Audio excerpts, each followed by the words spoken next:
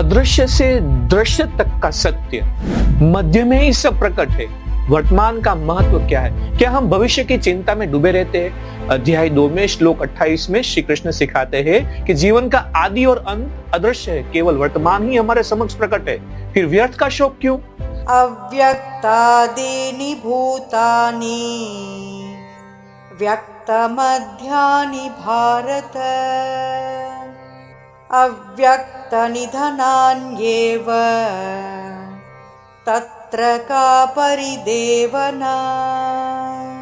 कृष्ण कहते हैं, हे अर्जुन, समस्त प्राणी जन्मों से पूर्व अप्रकट थे और मृत्यु के पश्चात भी अप्रकट हो जाने वाले, केवल मध्य में ही वे प्रकट होते हैं। फिर ऐसी स्थिति में शोक करने का क्या कारण है? व्यापार और व्यवहार में 3 सीख है इसमें।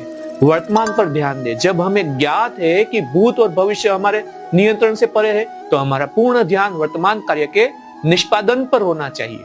जो सन्मुख है वही हमारा कार्य क्षेत्र है। दूसरी सीख, परिणाम से अनासक्ति।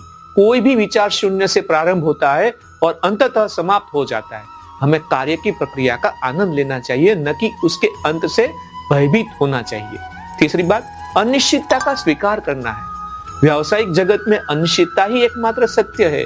जब हम यह स्वीकार कर लेते हैं कि हम सब कुछ नहीं देख सकते, तो हम मानसिक भार से मुक्त हो जाते हैं। क्या हम भविष्य की अदृश्य चिंताओं को छोड़कर आज के कार्य पर ध्यान देने के लिए तत्पर है? यदि हम वर्तमान में जीने का संकल्प करते हैं, तो कमेंट में प्रेजेंट ऐसा लिख सकते हैं। इस आत्मा को कोई आश्चर्य से देखता है तो कोई सुनकर भी नहीं समझ पाता। यह दिव्य रहस्य क्या है? ये जानने के लिए नेक्स्ट ऐसा कमेंट करें और हमसे जुड़े रहें।